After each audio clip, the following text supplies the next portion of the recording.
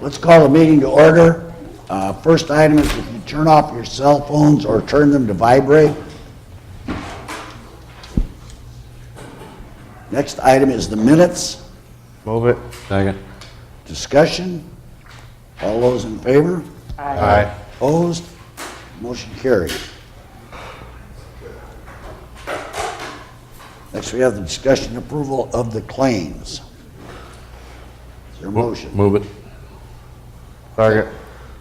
Discussion. All those in favor? Aye. Opposed? Motion carries. JD.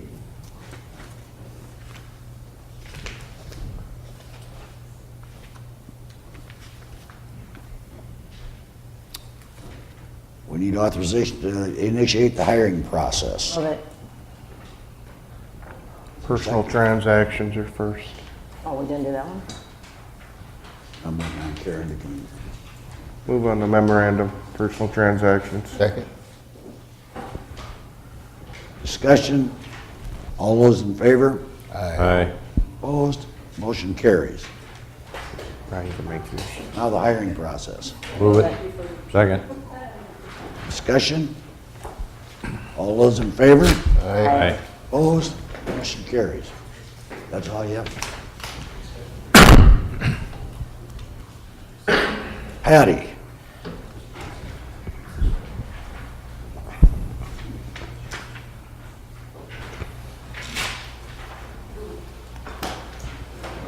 What we have on the agenda today is consideration of cost estimates, just discussion of those cost estimates. Can I see the big map? Right? Tell them to look at that. Done as a Tri-Z location. This is Mike Nesbitt, I'm sure you own the mic. Mike? And Mike is the one that prepared for us. So what you have, I don't know what I'm supposed to be able to do with this, Karen, I'm sorry. Can I blow that up bigger, or? No. Oh, okay. I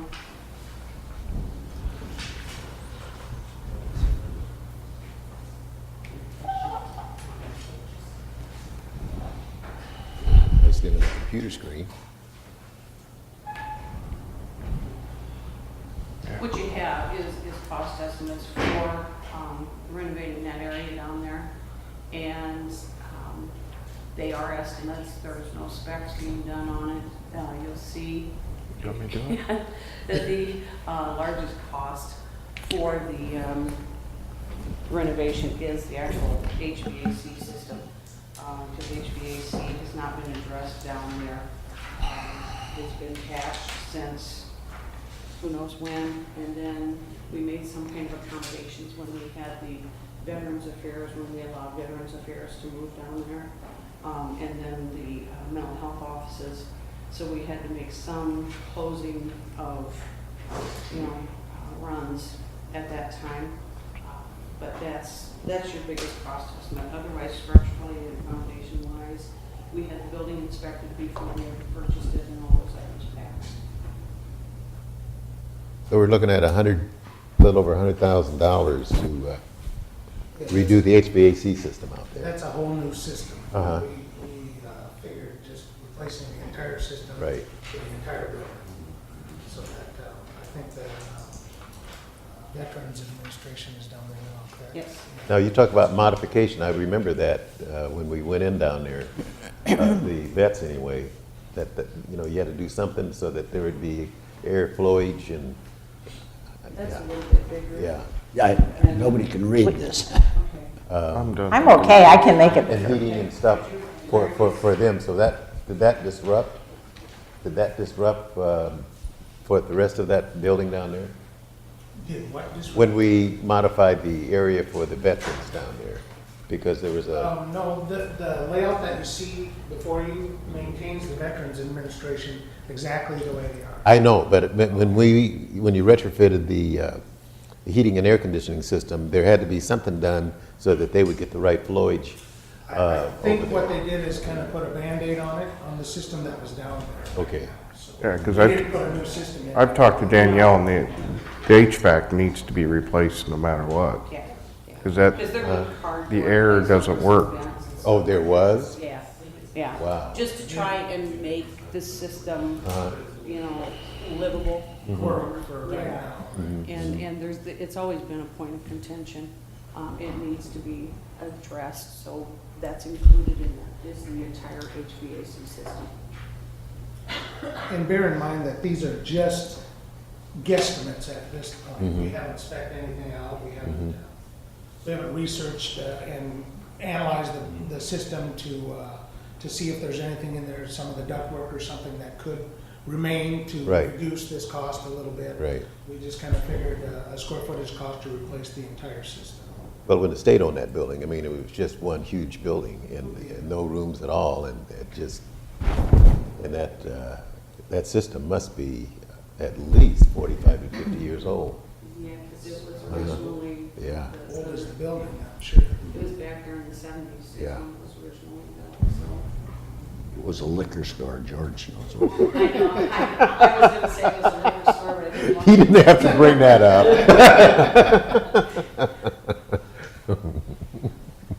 Patty, how many people have you added to your department to look at moving? I mean, have you hired new staff? We need to hire new staff now, but we don't have anywhere to put them.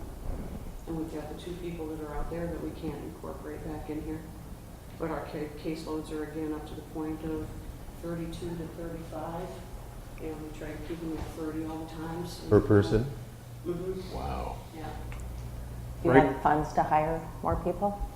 It's time like team reimbursement.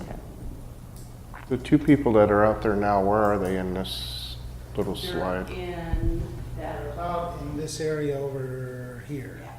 So there would be a new wall put up here? The dash lines that you see like over here, that's walls that are being removed. Okay, so these are the 2 spots, this one and this one. Yeah, there's someone over here too, I think, right now. Okay. Here's my other question too. Have you looked at any other options of utilizing space within the building as opposed to moving? I'm not necessarily in favor of moving you out of here. You know, I told you that. And you and I have had those discussions. I'm not in favor of moving out there, but I've looked at the other options available within the courthouse, and I don't see those as accomplishing what's in the best interest for performance of the office. I just don't. Because you would be in 2 different office areas? You're back again to 2 different locations. You're either in the basement in 2 different locations, or you're in the basement on the 5th floor in 2 different locations. And, you know, we found over the past 2 years with the mental health offices being disconnected from our office and out there, that it just doesn't work having. Well, that's a locations lot in farther different than positions. across the hallway though. I mean, And it's- you know, businesses, they run 2 and 3 floors. They run businesses, you know, and companies, and not everyone is right in the same area. You know, I know we moved secondary roads out, and I think at that point in time that made sense to me. I don't know until we do a study of the utilization of all of our space in the courthouse. I guess for me, I would just like to see that done as well. I'm not saying no to this, but you know, we have 5th floor open. We have maybe a city assessor that wants to move up to 5th floor that might open up those offices. We could end up with the basement being empty, basically.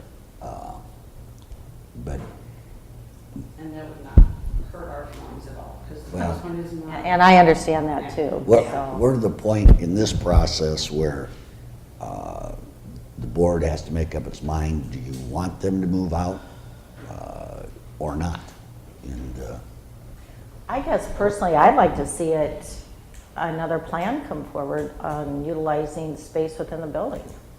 And I feel that we've done that. I don't Well, think not to we've done this that. point. Well, We haven't. We don't have any space in the courthouse, one space in the courthouse large enough to accommodate the operations of the office. I don't think we need one space. I think this is an incredibly poor use of mental health dollars, $300,000. That's a lot of money that should be used for mental health purposes. We've already got a couple $100,000 downstairs in the basement. I guess I'd rather utilize the space within the building. I think the space out there was purchased, that building was purchased with the intent of using it for mental health. No, it wasn't. It was used for CIT, not It was offices. used for mental health operations and programs out there. I don't think that's the way it was sold. CIT was one of those. And it was going to take up the lion's share. We listened to those people, they no longer wanted the CIT, so we had the building for programming and office location. And we- I have no recollection of moving that department out there when we bought that. That was never a discussion. I don't remember it. Not to say that, you know, if we do the other study and it looks like this is the best fit, that's fine. I'm going to try and be open-minded, but we haven't seen a good solid plan for this building either.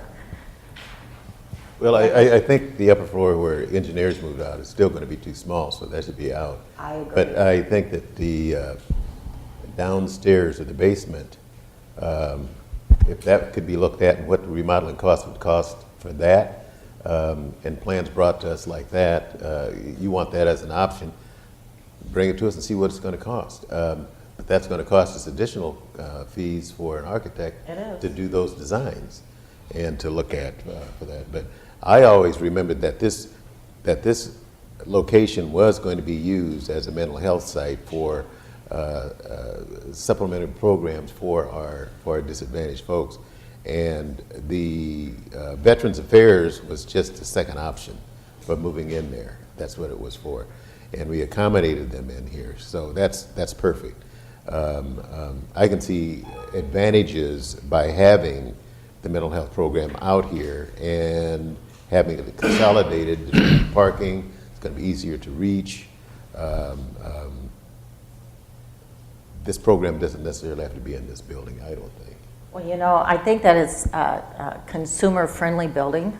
You know, it's got a nice parking lot, but you don't have that many clients that come in, do you? Don't you do most of your work going out?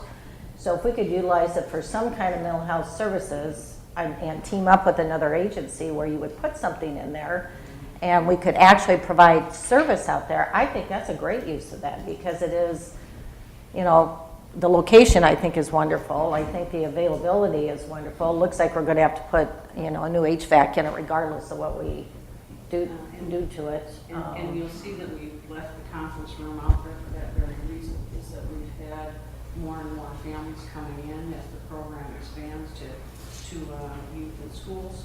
We've got more families and members coming into the office for, you know, meetings and the ICP with the case managers. At this point, they don't have anywhere to go with any confidentiality at all. I've left my office in between times, and Lisa Wilson's left her office in between times so that we can have a place of confidentiality for those meetings to occur. So we've left that out there because that's a big need, and you don't have that option or that ability right now. Wouldn't one of the two little offices, I see your office and another office there, wouldn't that suffice as a meeting room instead of taking that big conference room? I'm just, okay, you got the conference room right here, okay? And then you got these two great big offices with closed doors. To me, that would be a lot more reasonable to keep people's business in the office there, because you're over here, and this door leads into VA. I can't see where you're pointing. I can't either. Let's talk about having to go, Instead you wanna use it? of putting, you know, having your big meeting in this conference office. the other way around. Nope. The little button, push the little button, and it comes out. Yeah. Oh, Nope, you're going backwards. There you go. There you go. okay. See, you want to utilize that for the space for the individuals. Yep. I would say this would probably be the smarter area for that because you got VA here and they're going to have people there and you're going to have people there and I'm afraid you're going to hear people talking. We've asked for the cost estimates to include sound dampening on the interior of those walls there. Okay. But also, You're right, it is confidentiality at this point. Those walls out there do nothing to, you know, mask noise at all. and I understand you want to be out there all together, but I don't want to see VA get pushed out if they need to grow. Where are they going to go? That's why we left the conference room there. I mean, they've got all that in gray, but the conference room is, we understand that's large, but it's a But they would be shared using building. that conference room Yeah, too, wouldn't they they? could be using that right now for their And that was part of it. board meetings or whatever they have, and we've been, you know, we need to keep that as a place for, you know, families to come in and have their meetings if they need to. So that's why it's kind of good where it's at, because both can continue to use that. But I just don't want to see, if VA needs to grow, where they're going to go. Patty, I have another question too. Since the building was purchased with mental health dollars, do you run into any, I guess, troubles hanging on to the building and not utilizing it? You don't use it for mental health purposes. Then we lose it. Then the county picks up the expense. I think the other side of that is you have to charge rent to be able to keep it, which would go into the mental health fund. Well, Can you legally do that? what, Charge rent to rent it out to some entity? You know, I keep going back to the discussion we had at the last prevention commission meeting and trying to coordinate services and zeroing in on mental health services for students. It's just a direction that the commission wanted to go. And I just, you know, if we could ever get more coordination of services, to me, this is just such a good place to be.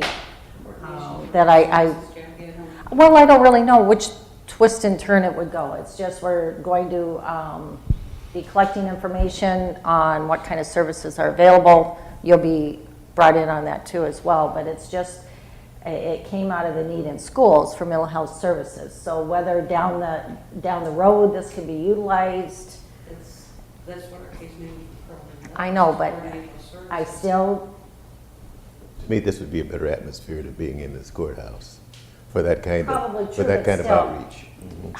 then maybe I need information on how much of the time families are coming in. They don't come in because we don't have a room to meet with unless they absolutely have to, and then we accommodate that by Lisa or myself leaving our offices. Teresa's been able to have some in her office, but if that's not an option, then we have to leave our offices so that they can be utilized. Well, where we're at, bring this back to square one here, is whether we want to move or whether we have to move or whether we need to move social services out of where they are. We've looked at this for 3 or 4 years. It's overcrowded down there.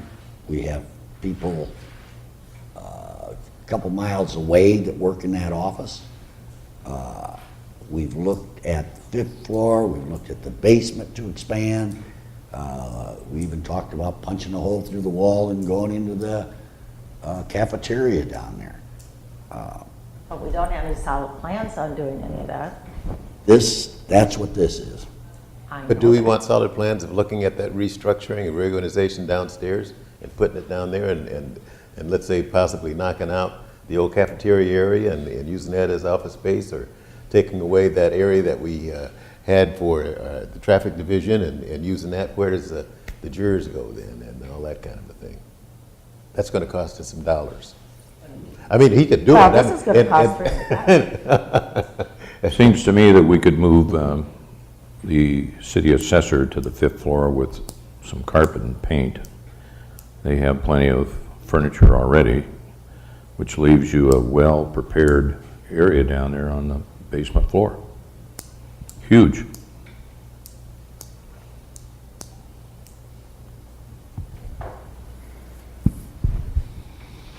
Well, where's everybody at? Want to take a poll? Go ahead.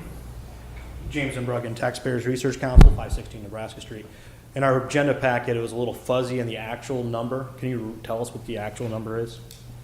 The number, the guesstimate is 295. Okay. Some of my questions have been answered already. But my first one is with the state reorganization of mental health. How is that going to affect the department? Are you going to have to add more staff? Are you going to have to subtract more staff? Are you going to have to stay the same? Case management, well, go ahead. Case management has not been affected by the reorganization is going to proceed, but case management as a program has not been eliminated. It's continued on, status quo as is, and our case numbers are just continuing to climb because there's more individuals coming in at an earlier age. What about the other parts of your department? You don't just do case management? Correct? No. It's all strictly case management? I do the overall budgeting for all the plans, and all the individuals down there are case managers. I thought you had kind of two divisions within your department. We have mental health, that's the two people that are out there. Okay. In mental illness, and that's been taken over basically by Magellan, so there's no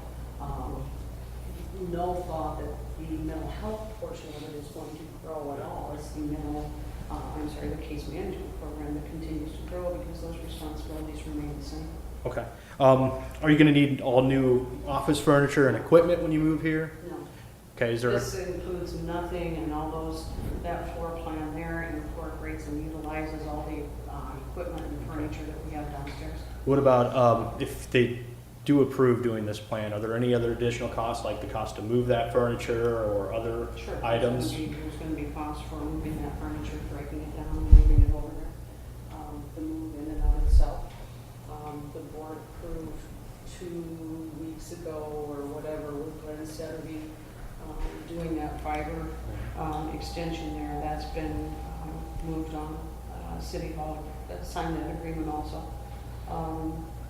That came in considerably less than what we thought it might ever come in. So, yeah, there's the cost of actually moving out there and the cost of the equipment being moved out. One cost that the board would forego would be the parking costs over here across the street. So you wouldn't have to pay that? Yeah, we wouldn't have to be paying that. When we did the layouts, we went down and measured the existing furniture and tried to fit it into the space. Oh, that's good. Very good. So there's no other additional costs that we'd have to come up with? No, only as individuals are hired, you would have to purchase the equipment and furniture to accommodate those persons. This layout accommodates 4 additional full-time case managers coming in. My question for the board too is, you have a CIP budget that you work on every year during the budget season. Why aren't issues like this one or courthouse security actually being talked about during that budget process and put into your CIP? Well, they are, except this is mental health funds, we don't, Still, but it's nice to have everything in one place as a plan. it is in the CIP. The mental health is not. We did have it in 2013, but it wasn't our CIP, our 5-year planner, but it never got done, so actually I haven't planned for 13, 14, it's been dropped for the time being. Okay. And I think that answers my questions for the moment. I still don't quite have a grasp on why you have to have everybody in one space, why you can't have it in 2 different areas, whether it's the assessor's office or the 5th floor or whatever. I have a hard time understanding why you can't have a little bit of spread out within the existing infrastructure in the building. If you could kind of touch on that again and explain. I think for me, it's where everybody's working together on the different items. And when I have court committals going on, I have to call or be in touch with people out there on Friday as to mental health issues and what's going on there on commitments. The financials, they're doing financials down there, and the police is doing financials up here. And to get those financials, I either have to call down there, email down there, and So you wouldn't have to do all that phone calling and things if they were actually in this building? yes, I would have access immediately to the records for the mental health component. If they were all in the If courthouse? they were all, well, either in the courthouse or down there. I need to have everybody under one roof so that if I need to speak to him or I need to speak to Julie, I've got immediate access to the others. I think it does make sense to actually look at what the cost would be to fit them in this building, being that there is a lot of open space in different areas. Well, I think we're going to have to go through additional costs in doing that, particularly with the architect. I guess my feeling is, if you're going to take a poll, is And I know that you don't want to move, Patty, but to me, this is a better location centrally, when you can have things centrally located.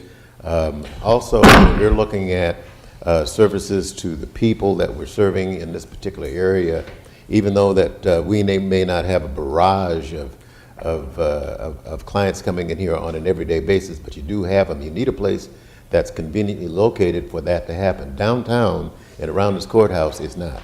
You don't have good parking.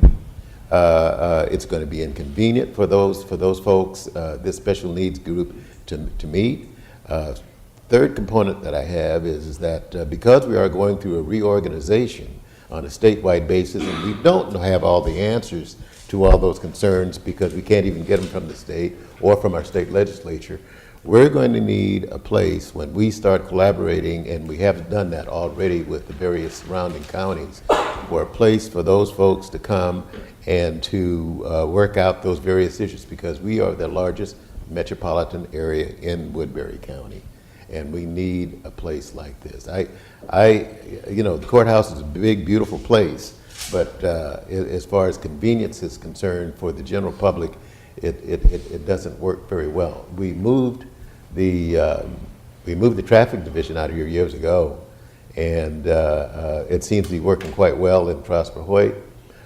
We moved part of our operation with the sheriff out of the LEC and moved into Climbing Hill, but seems as though that we're going to, you know, that's been moved back into the LEC.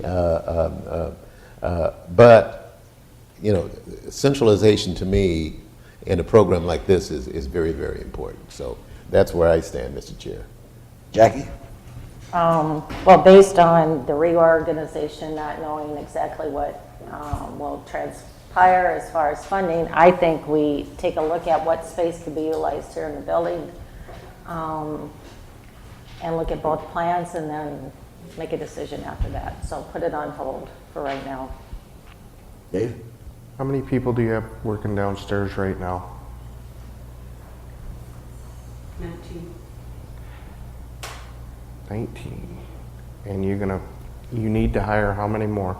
We will be hiring 2 more within the next 1 year, excuse me. And we've got 2 other people out there. So we've got 21 full-time people. We need to go up to 23 within the next year.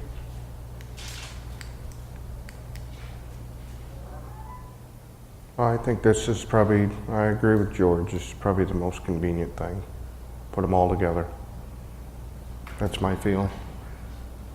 Okay. Mark? I think it's an incredible waste of mental health funds to do this, $300,000. I think that facility out there would be excellent for a community mental health resource center, accessible. There's an awful lot of need at that level. I think there's plenty of space in the building, and we should be utilizing it.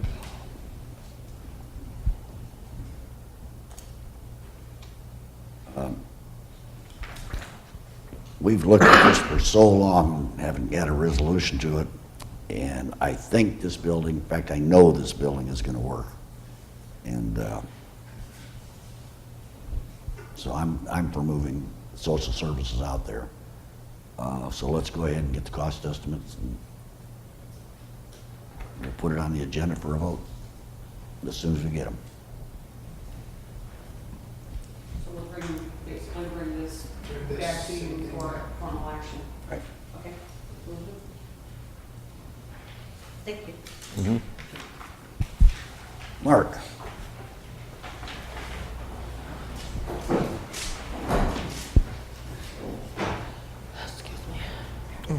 I'm sorry.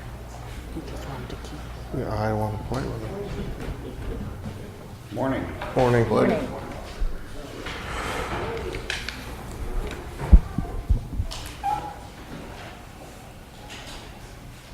I think the board got bid tabulations for our culvert on 280th Street last week.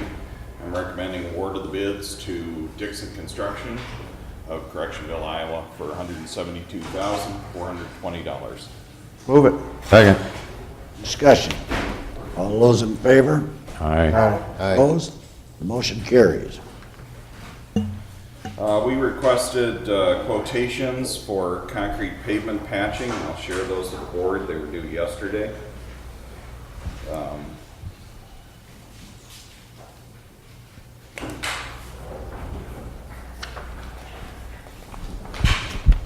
We received 2 responses to our request. The low quotation came from Cedar Falls Construction.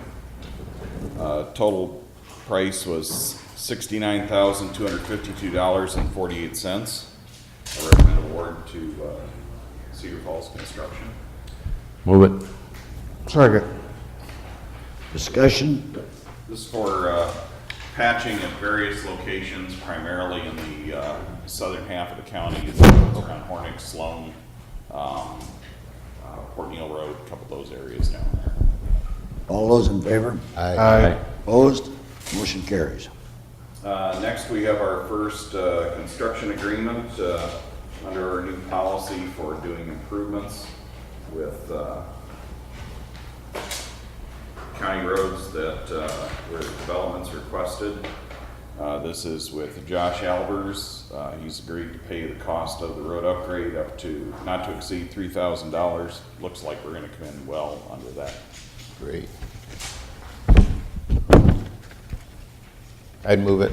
I'd second that. Further discussion? All those in favor? Aye. Opposed? Motion carries.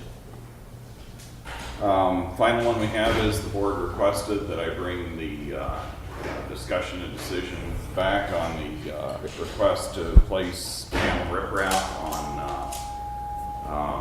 would be the right bank of the West Fork of the Little Sioux River, north of our bridge on K64 or 140th Street. Last week I showed the board the progression of aerial photos with the channel as it's shifted over the years. We looked at the project that was done with the weir through NRCS and FEMA. As I stated last week, my recommendation is that this is not a project that the secondary road department should be involved with. We're already protecting the bridge in that area. The channel concerns really are a private property owner concern at this point in time. It's my recommendation that we continue to monitor the situation. Every 2 years we do bridge inspections of that structure. We can monitor it from the road, and the progression of photos that I showed you were primarily out of our bridge inspection files. We could also use GPS to monitor any channel creep. We've done similar projects with that up on D12, which is 110th Street. This bridge lays just to the west of State Highway 140. We've been observing that structure and that channel shift since late in the 1980s. The landowner has had expressed concerns to the county about that one. This year it finally reached an action stage for us, and we've requested consideration of hazard mitigation money out of the flood declarations for Western Iowa this fall. That project is in front of the group at Iowa Homeland Security and FEMA for a review. We did the same thing with Mason Avenue, which if you're familiar south of Correctionville, we have the old green overhead truss that crosses the main channel of the Little Sioux River. Yep. You go around that corner into the south, and there's about 1,100 foot stretch of bank that in the last, well, just in my time here, that bank has moved over 70 feet closer to the road. And it has reached the point now where we can take similar action. But, as we're discussing those two also on the Little Sioux River, we have a number of places where channels are shifting out there. They're creating damage to private property. They're affecting access and ability to farm these. But again, until it threatens the road or a bridge structure, it's really not the county road department's responsibility to be out there and dealing with those. You know, I'd support the property owner in anything he wants to do to protect his property, but I don't feel that this is an appropriate area for county funds to be expended. What about the access to the property out there? Again, the access to the property, it's very similar to what's occurring in Mason, where that farmer can no longer drive between the fence and the river. That is not our responsibility to get an individual in the field. This is where the people have to protect their own private property. No, I understand that, but the road to the north, Yes, it's a dirt road. that's correct. We have over 60 miles of dirt roads that serve as land access for farming. When needed for planting in the spring or harvest in the fall, we go out, blade those roads and get them in condition where they can be used. When we have to, we go out and we do spot regrades on those roads, as we did on, I think it was 200th Street this year. We had an area where we had very high banks. We worked in cooperation with the farmer down there on a cost share project and regraded 3/8 of a mile of that road. We deal with those dirt roads and make improvements to them when it's appropriate and when they're needed. We do our best to keep them in good shape. We've got another one on Garner Avenue between 270th Street and 280th Street, where we're working with adjacent property owners down there as well. We've had a good deal of difficulty getting those roads in good shape down there. We had a whole one time where I think George was about the tallest board member. I could put him on my shoulders and he wouldn't see the top of his head in some of the ruts that were cut in that road. Yeah. And now we'll be working with 2 adjacent property owners down there to address some of those problems. And again, it'll remain a dirt road, but we are making improvements to those roads to try and reduce the amount of erosion going on there. That's been our long-term efforts with those type roads. Low soil. We're working now on 200th Street, as I've reported in the construction reports, primarily because of changes in bridge postings there. We're getting ready to gravel a short half-mile portion of that to relieve some of the out-of-distance travel that property owners down there are experiencing because of the issues with posted bridges in just about every direction from 200th Street. So again, these are things that we look at and work through as necessary on the road. With some protection that could still be used as an access. It didn't appear from the photos that it's moved a lot since 1998. It's impossible to measure from that photo scale, but the areas are very similar, and I think it's more a change in farming operation than it has been a change in that stream really moving. As best as you can measure from aerial photos in the GIS, it hasn't moved a lot. Would Mr. Logan like to be heard?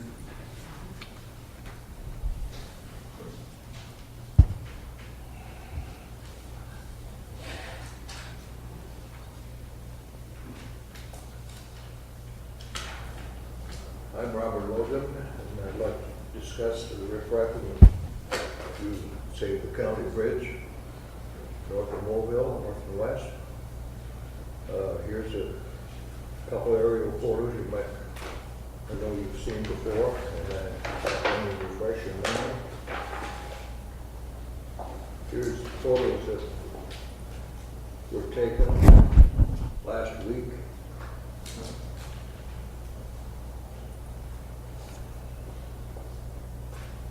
If you take one and pass them, we've got a set for each of you.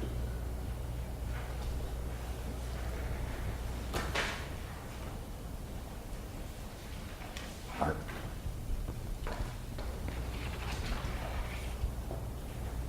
Okay, number one shows the sandbar, which is protruded out from the existing riprap and created that problem that the river has seeked a new channel, which is threatening our access to the road, and it's also threatening my neighbor's line fence. That sandbar needs to be removed.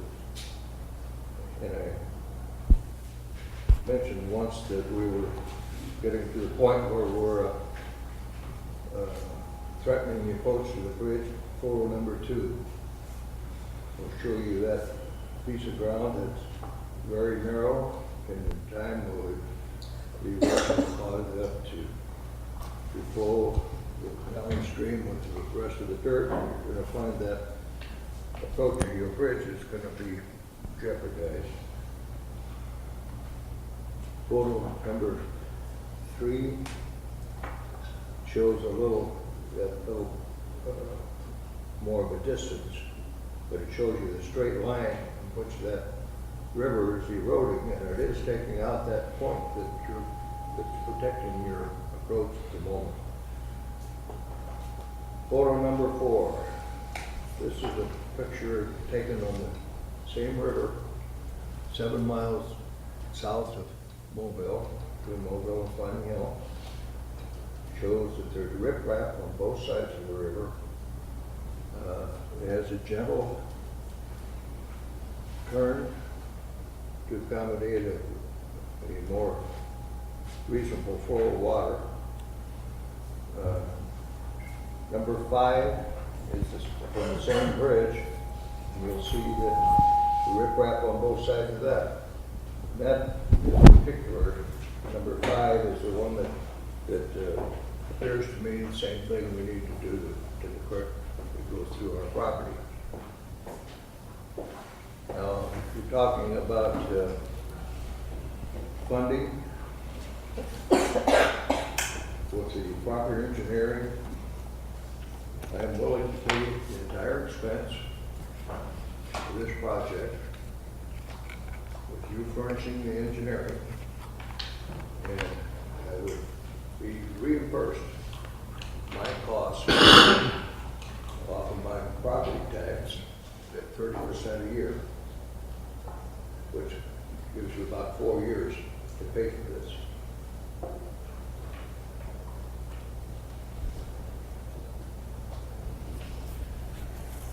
How would you be reimbursed from your Like a tax abatement? It'd be a 30 tax abatement for 30% yourself? of my property tax. Would be abated over a 4-year period for the payment of this project?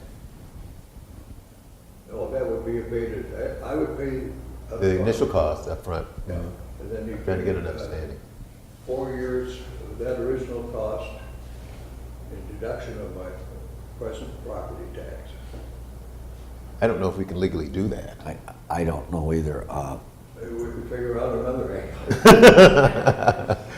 The problem this board has is we can't get involved in stream stabilization unless the county engineer says it's going to affect our dam or our bridge. All right, let me interrupt just a minute, Larry, if you don't mind. I've talked to 2 civil engineers, Okay? and both of them totally agree. It's not going to be long. Wait another 10 years and you're going to have lots of problems. Now, 10 years from now, I'm more likely won't be here. So I'm thinking that, as I recall, when I had the ready-mix plant, we poured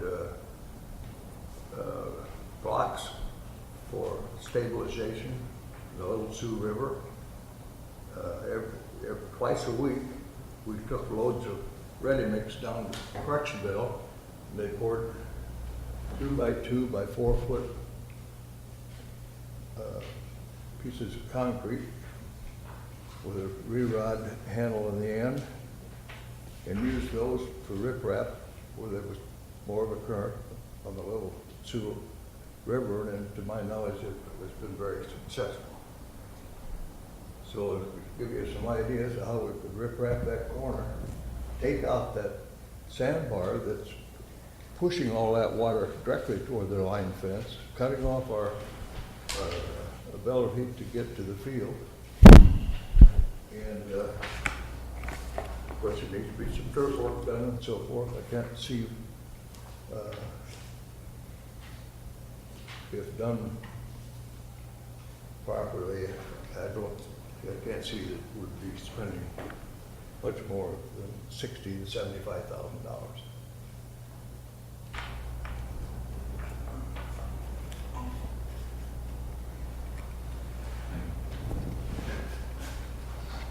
I just don't know that, we're gonna get in a terrible box here if we do this. Well, here's the situation, as far as I'm concerned. Are you gonna isolate 300 acres of farmland and depend on a dirt road that is hardly maintainable? And I really feel that these landowners, including myself, should have an access off those roads. I remember years ago when they were closing roads because there were other accesses in the county, so they didn't have the maintenance on those roads that didn't have farmsteads adjoining them. That's my renter who has rented this property for several years to come with me. His name is Kurt Nash. Kurt, would you want to? Yeah, I guess. Go ahead. My name's Kurt Nash, and I've been renting Bob's property. I actually own ground north of him, farmed for my whole life.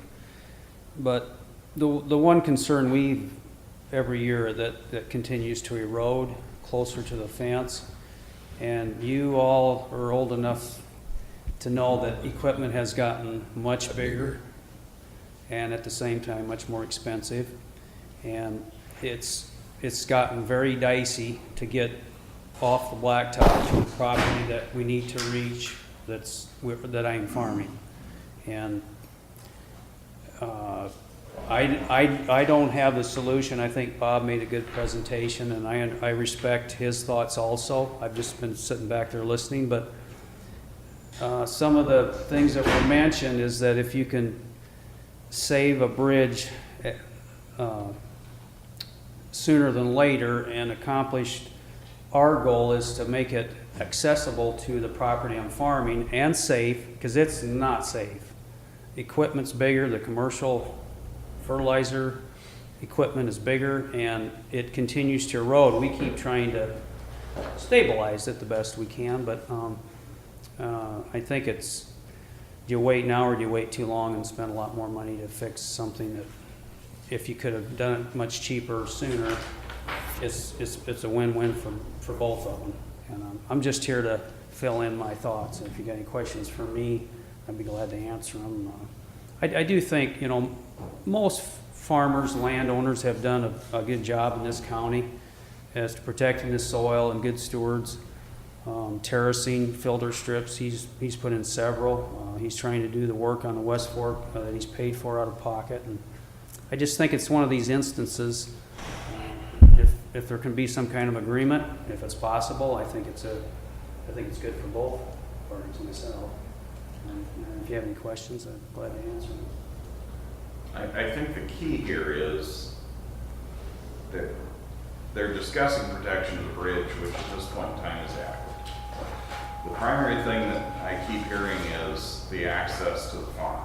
And that's getting into the private property issue that I've discussed earlier with not spending the secondary road money on it. When we did this earlier project, the EWP project that has stabilized the channel underneath the bridge, the weir structure that was done with EWP and FEMA money, that was a $169,000 project, almost $170,000. That did a much smaller section of channel than what we're talking about here.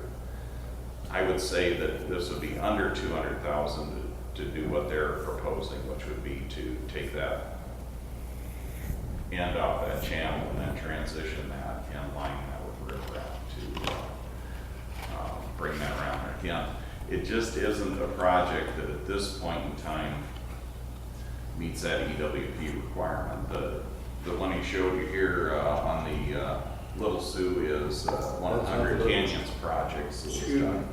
Mark. That's the West Fork. That's the West Fork. That is Right, the that's West off the Mobile Blacktop.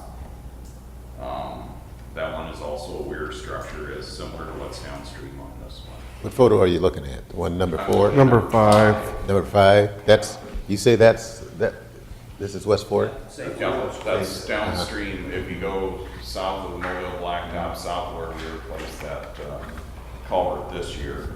On the upstream side, some protection was done. Number 4 would be the upstream side of that. That was all done as a single project. By Hungry Canyons. It was Hungry Canyons and NRCS money that provided that one. And again, we go aggressively after that money wherever we can find it. Sure. But as you both know, or as you all know, the Hungry Canyons program no longer gets a federal subsidy. We've gone from having almost $600,000 to $700,000 a year to, as a region, having less than $250,000 a year. Mark, like looking at photo number 2, I mean, if you look at that, I mean, is the structure of our bridge going to be threatened in the future with the way this water is flowing in the direction that we're looking at it right now? I mean, you say it's protected. Our bridge is not being threatened now, but would it be in the future? I mean, if this thing keeps, because we don't know what Mother Nature's going to do as far as flowage is concerned and rain, snow melts and that kind of thing. But if we have a bad one, what's going to happen See, here? here's the plan. This is roughly along the back of our right-of-way line. You can see we have track that's extending up that ditch line. We would be able to protect that corner within our existing right-of-way and prevent damage to the bridge. We can protect those type of things. The question here is getting out and doing channel change work upstream of an existing bridge. You know, it may take, And that's photo number 1. photo number 1 has that. Because we're talking about taking out a sandbar there. And then casting that across the road. If I could log in, I can get to the photos that I brought you last week, if you'd like to see those. You need the keyboard. To give you an idea about that point that you're going to have to stabilize or you're going to lose the approach to the bridge, that point has deteriorated to almost half of what it was 10 years ago. That only leaves about a third of it left. We had some riprap there that was put in by people years ago, and just piled on top of that ground area. You don't have anything to say, Jay. It's all washed into that, correct? No.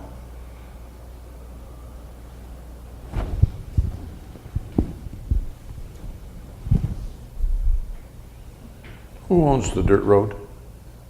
County. When you talk about, Mr. Anderson, the riprap that's run, is that number 5 where you said you put it in there years ago and it's washed into the creek? That's not it? That's the bridge south, I believe. Isn't it? That's a bridge south of the road. Okay. Actually, on the first construction of the riprap going up, downflow from that, or upflow from that bridge, the riprap was placed on the wrong side of the river. They put it on the east side, it should have been on the west side.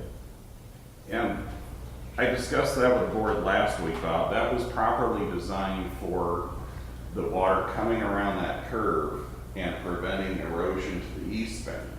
Under the conditions that they were facing in 1997, that was the proper bank to protect. The question is, and going back into Dick Storm's notes and correspondence, was they could not extend the riprap up here and get that portion of the project funded.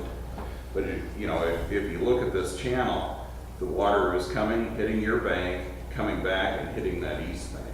That's why this was lined. The point deposit that you're showing in photo number 1 up here isn't caused by the presence of the riprap.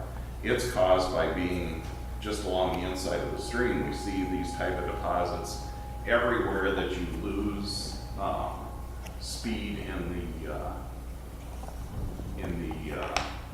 river, and it begins to deposit and cut and meander that channel.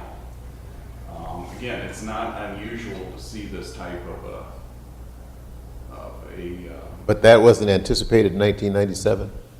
what the When they placed that riprap, that would eventually happen, Mark, it would seem to me that they should have been able to anticipate that kind of a thing. If you're saying that it slows down the flow and it creates a bar. Well, that was happening even before 97. The county, according to talking to Ben and Roger, the county came and they clipped off the end of that and threw some of that material across the river. Oh, they did? But again, it just, as the stream cuts, Right. the high velocity water Water. goes against the opposite bank. Right. It's lower velocity on the inside. Inside. All the sediment dumps, and that's how channels keep cutting and shifting. It's a natural process on a bridge of this type. Well, Mark, it sounds like to me that you agree with what's happening there. Now, can we agree to a solution? Do we just let that sandbar continue to go clear over into the line fence?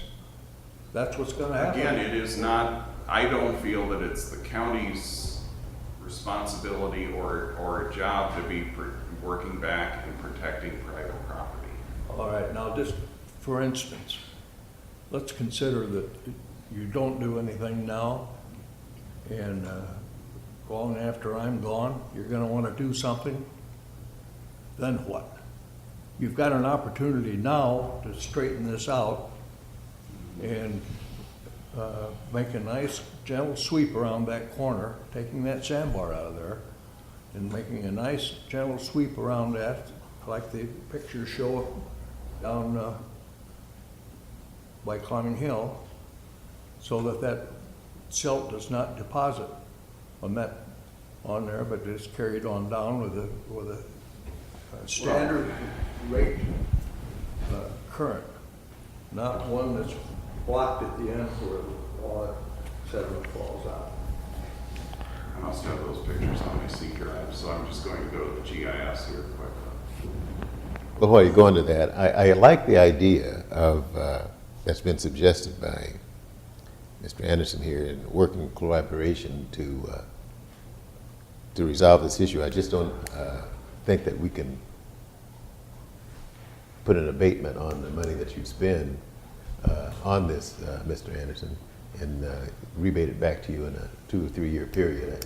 I don't think that, I don't know if that's legal, and I don't think that we would want to do that, because we'd be setting a precedence and allowing. This is not cash, sir, this is. I know, but it is credit. But I think that if we could work out some sort of an arrangement, as far as I'm concerned, of you doing something as a private landowner with this, along with our engineering ability to take care of it, to me, that kind of collaboration is a good thing. And I think, for me anyway, I'd be willing to look at that kind of a project, that kind of cooperation. Yeah, Bob, if we're spending your money, we don't have any problem doing that. Well, I mean, it would be, the taxpayer would be participating too. Virtually be spending your money. That's right. I know, but we'd circumvent that part of the. Because I can certainly, I mean, I can see your problem here, but I can't, as you say, we can't predict the future and what Mother Nature's going to do with this thing here. The immediate problem that you have is accessing your property in the way it is right now. And if we could work out some sort of a situation like that where we could collaborate together and resolve this, I'd like to see that happen, rather than just say, no, we can't do it, and just have you walk away from it. Excuse me one more time, but I had some relation on this type of work with Richard Storm. For instance, he suggested how I build a covered bridge, and it worked out just great. He's gave me several suggestions on different smaller projects. If the county can't help me, who can? I don't know, but I know that we're here today, and I think that most of us on this board, all of us on this board, not most, would like to do something and help you here. And that's why I'm trying to, you did present us a plan. And I think that we should, for me, we should consider it, look at it, and see what we can do here with that. Because that's what our government is all about, I think. And if we could look at that, Dick, from that standpoint, you know, and work out the devil in the details on it, I think we could work this situation out. But to sit here and I'm not ready to say no on this project or we can't do it because our bridge is being protected now and we have no other concern. I'm not ready to do that. I've got the photo up now, and you can see downstream we have, I don't know What who happened? that is, but downstream we have a structure very similar to the one shown in photo 5 on this bridge. We have riprap running through the bridge up to about this point here. We have riprap that borders our bridge going up the ditch line here. We have the reason that they placed the riprap on this, just to explain it to Mr. Logan, is as the stream cuts this way, it was hitting that bank, and the progression of that channel would have taken it gradually around to the east side of this bridge because of the presence of this curve. If we could do this in a way that would be the most effective, it would be to shave the end of this and shorten this channel reach. Then you would have to line everything on the opposite side. Let's see if we can see about how much we're looking at here. We'd be looking at lining a channel. How many feet is that? 409 feet, roughly.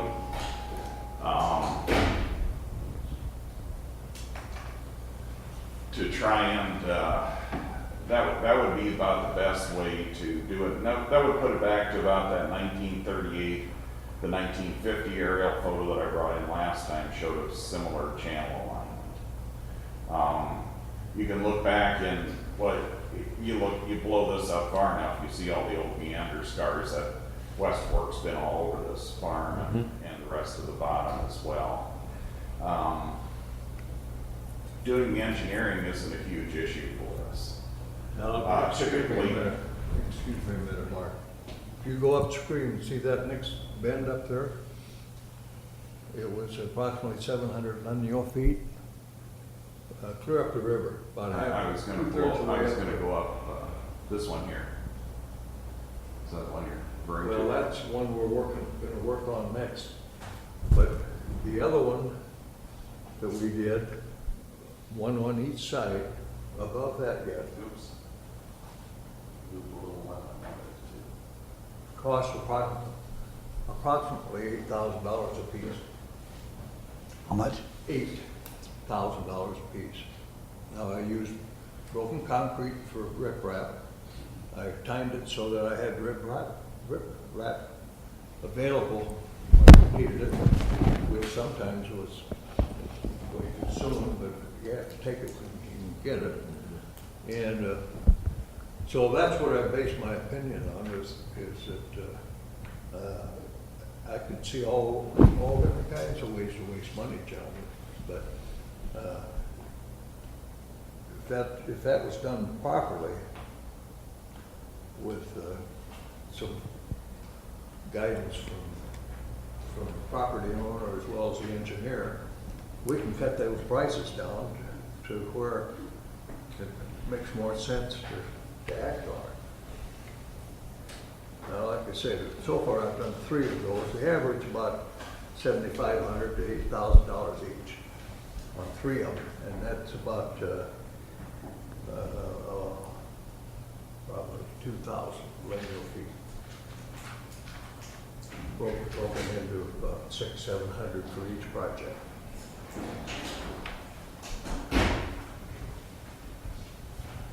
Where's the rest of the board at? Well, my feeling is I don't want to get into a process of fixing all these areas that people want riprap put. I mean, we could do it for you, Mr. Logan, and then next week somebody else is going to be in here saying, well, you did it for Mr. Logan, how come you didn't do it for us? But do they have permission that it would be protected? Well, and I don't, they're going There's to, more many houses there is heads. yeah, but another thing is you said that you would do the upfront cost, but you're saying that we need to pay for the thing eventually. Pay you all the way back. Property tax. How is that fair? How do we have to pay the whole thing? This is your property that you're worried about. It's your bridge. But our engineer is saying our bridge is fine. Yeah, well. For now. It was For a now. lot finer 10 years ago. Okay. It's not defined now. Our riprap that we put along there is gone. Okay. And my other, I just want to step in a little bit here. I just, to farm the ground, I mean, what if that all falls in, then what are we gonna do? I mean, because it's going, I mean, so, And you, I don't know where I should pay for, I mean, I don't know, I mean, if I'm gonna farm, we got some solution between the two of them. To Right. me, it's just some solution, logical, economical, something. But and I don't know if that's the case on a lot of other properties. I live north of D12. I got land right close to the bridge that he was talking about on D12. So, there's some major destruction going on. And I know it's, like we said, we had a 10-inch rain in the spring or 8, and Don't know. every once in a while it's gonna happen. So it's a big concern of mine, because I got people down there that are taking equipment in. This might get hurt, I mean, because it can cut underneath and over you go. And I'm safety and what's my option, I kind of concerned about it for myself. You've got to understand that our department is concerned about that as well, but we are charged with taking care of the roads and bridges. We can protect and maintain our bridge without protecting your access to the private property. I mean, utilizing that access back there, to me, is the responsibility of the property owner, not of the county road department in this case. We can protect our bridge regardless of what the stream does. In another 100 years, that loop's going to change. We could be looking at an entirely different situation out there. If you just track the photos from 38 to 50 to the 90s to current, that it's a meandering river. We see the problem throughout the county. And it's not that we're not sympathetic to the problem back on private ground. It's not that the department didn't look at it when we did the rest of that EWP project. But at that time, when that was reviewed by FEMA and NRCS officials, they did not feel that any work on the right bank was necessary or appropriate for protecting the bridge. I mean, we can say, yeah, the next flood, it may get up against us, that bank may change, we may have to protect our bridge corner at that point in time. We have other bridges where we have rivers that are hitting up against our abutment berms. Again, we do that when the problem gets to us. Mark, you've got two very talented civil engineers. You know them both. And they definitely disagree with your thinking on this. Well, I'd like to visit with them about it, and they could also, if they also saw the point of view from my budgetary issues, and with the 317 other bridges that we take care of, they might have some understanding of how I look at it in this case. They're looking at a very specific case for you as a potential client. And yes, there could be advantages to making that channel straight. My point is, it isn't something that I have funding for at this point in time. It's not something that the department's responsibility to take care of at this point. I mean, that's a call I have to make on behalf of the county. No, I would rather hear from the supervisors. I think they understand that all you need is an easement to go on private property for improvement. I think the board perhaps has a little more insight as to what can happen. Like last spring when we had rains up north, where as far as Marcus, it came down through there, we didn't have that kind of rain. We didn't have a problem until all their runoff came right down that river. And it decidedly took out more bank than what your pictures are showing, because it only happened a few months ago. I don't think your pictures are up to date. So I just, I feel that, I think I would have accepted more direction from other engineers. I don't know whether to Well, say any more or not. yeah, let's move on. We've spent a lot of time on this. Does the board have direction? Do you want us to pursue a project again? Well, I want to talk to the attorney Okay.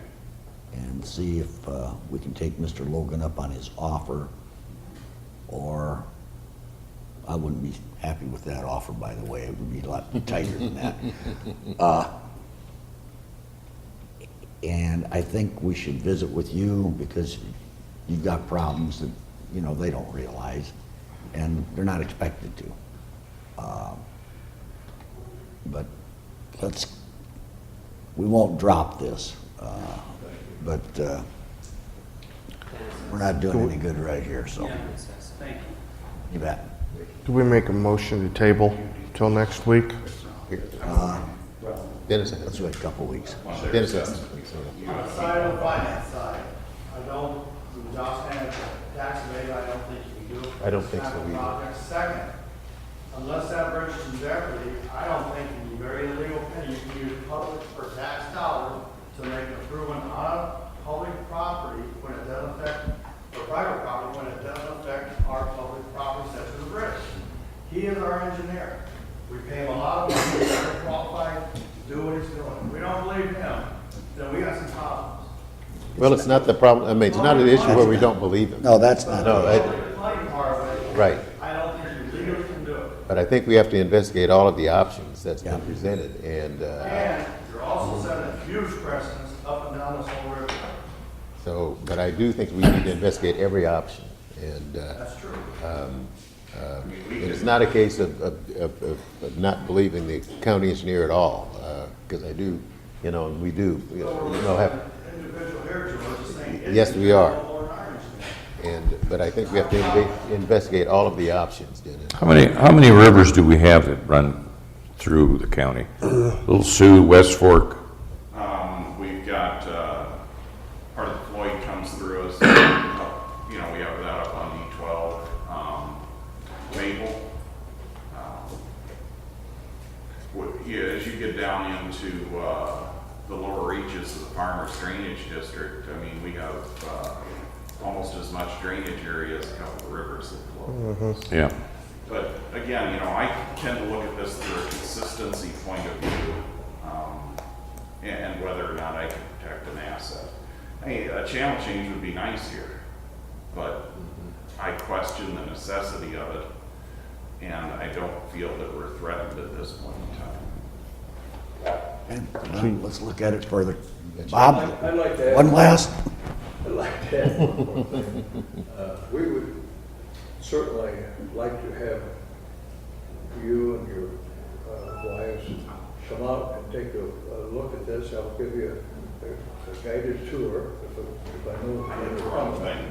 And I would appreciate a personal visit. And so my number is 251-688-0. And I'm available almost 24 hours a day. Joshua, turn that back on. Thanks. Thank you. You're welcome. And thanks. So what do you want, Larry? You want a motion for 2 weeks? To table? Table it for 2 weeks? Because it was discussion and decision today, so Second. Do you want us to? 2 weeks. Prepare a set of plans for channel work with an estimate of cost to do that at this point? Yeah. Okay. All right, 2 weeks, and George second. All those in favor? Aye. Opposed? Motion carries. John?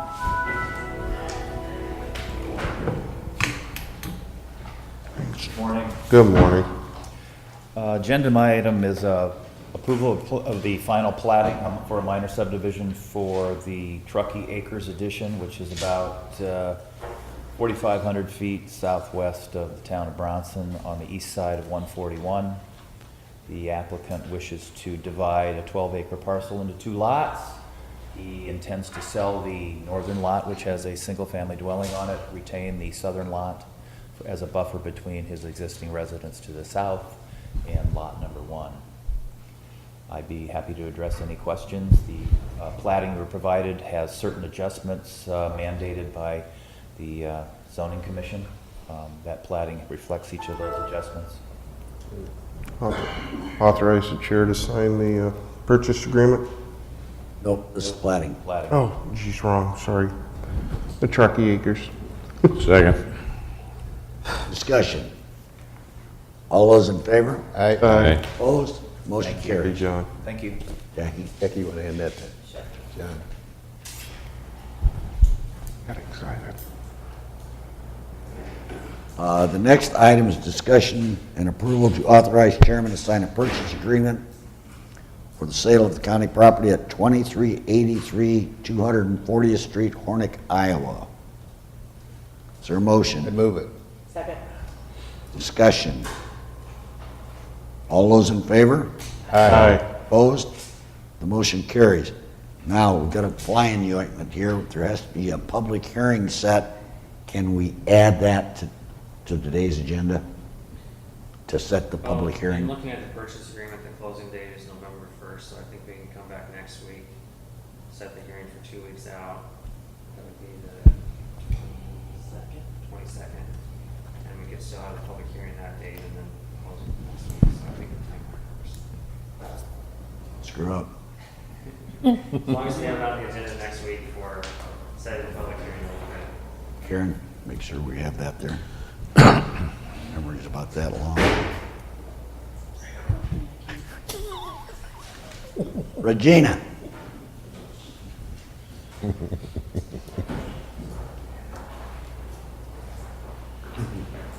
everybody. Good morning. Morning. Well, I hope this will be simple. Today I'm here to request an allocation of funds that have already been approved by contract. There's a construction contract in place with Audino Construction for the Woodbury County Jail, and there are some changes. Is that a little bit better? Can you hear me a little better? Okay. I believe you have in front of you 4 items. And currently under this contract, there is a allowance of $70,000, and a change order was approved that has reduced that amount. We are currently, we have an allowance of $55,000 approximately. And so the 4 items that we would like to allocate this money toward are, one item is fire damper access panels. This is for the fire dampers in the booking area. And you have amounts in front of you, is that true? Okay, good. All right, and then another item, item 2, the ASAP panic switches. If you recall, we moved 2 switches from the existing ASAP to the new ASAP, and what this amount is tying those ASAP switches into the master control. Okay, and then we have a pan and zoom camera in the alley. Here we have some wiring that is deteriorated, and so we need to replace the wiring connecting that camera. Also, too, the original cameras for the jail were backed up by power. But as time went on, additional cameras that were added in the jail were not tied into that backup system. So you have an amount here also to tie those existing cameras, all of the existing cameras, into the UPS backup system. So are there questions? It says connect the existing cameras. What about the new cameras? Right, this amount is only for the existing cameras. This does not include connecting additional cameras. And just for clarity, the additional cameras will be under a separate bid project, and connecting those additional cameras to the backup system would be part of that additional Right. project. But that would have to come out of the 688,000. It wouldn't come out of the contingency. The new ones. The new ones would be out of the 1.2 million Yeah, budget, the original bid, the additional. I would think. So And this is all within the budget here? This is within the existing contract. There was a set aside of some funds, and so now what we need is your direction as to how to use those funds. So I'm presenting these 4 items to you for that. I've got one other question on number 2. Mhm. It says this does not include connecting to the control screen. Correct. Now, What cost is that? I don't have that cost yet. Is that a guesstimate? This cost here is a fixed amount to wire those switches into an existing strobe light that's in master control.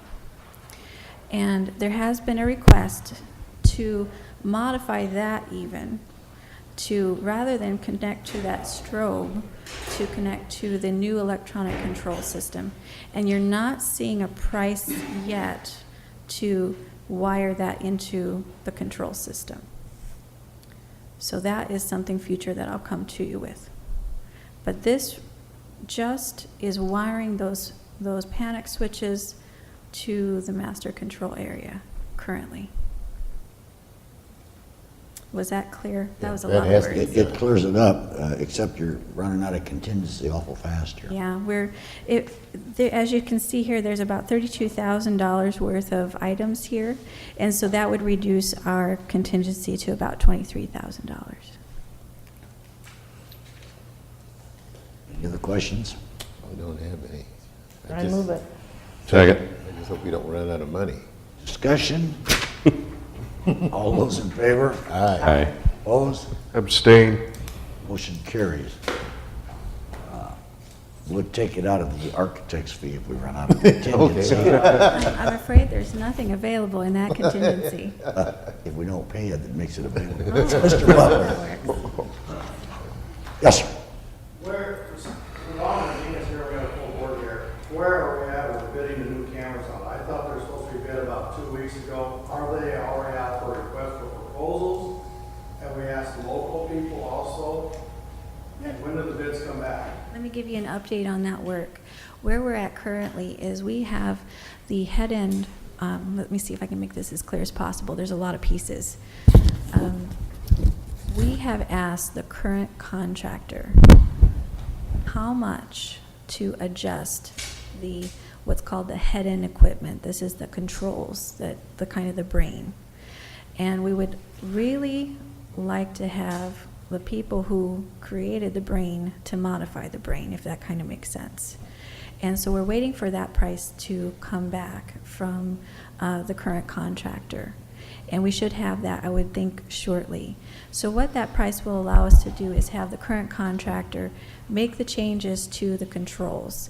Now, in addition to that, we have drawings prepared and specifications to prepare for additional cameras to connect to that brain. So right now, we're waiting for a price to modify the head end equipment, and we have drawings prepared and being finalized for getting additional camera prices.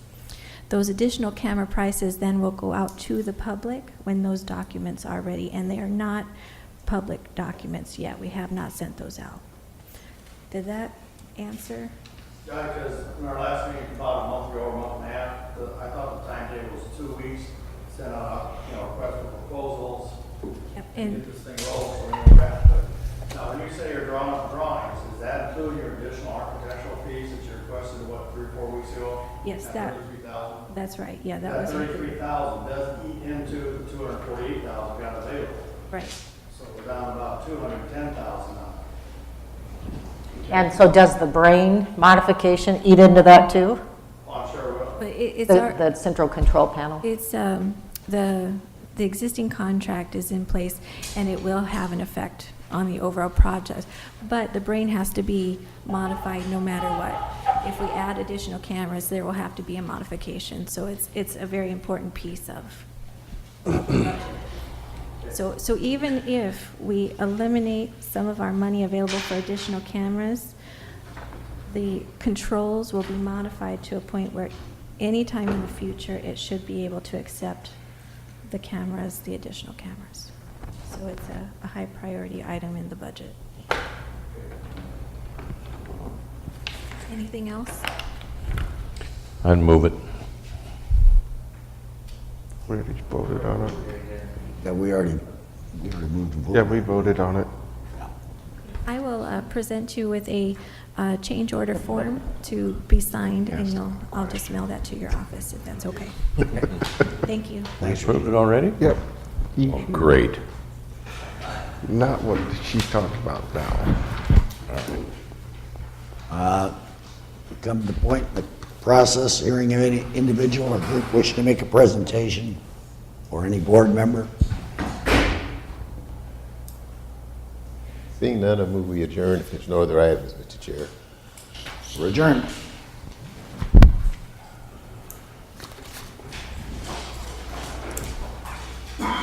We still good?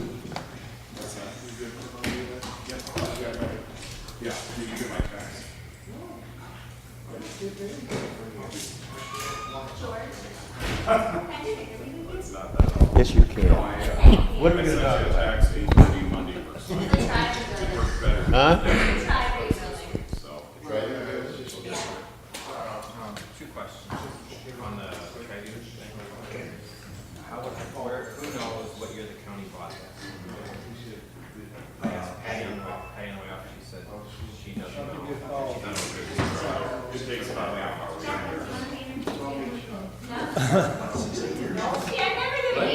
Minority report? Yeah, do you want to read the minority report? Do you want, I think it's very interesting contract.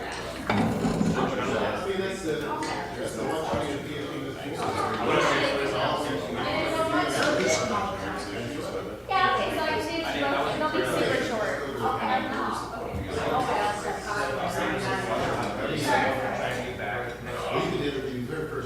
Just for Really?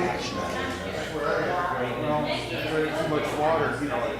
Just kept coming back. My access, protect my access. And he's using the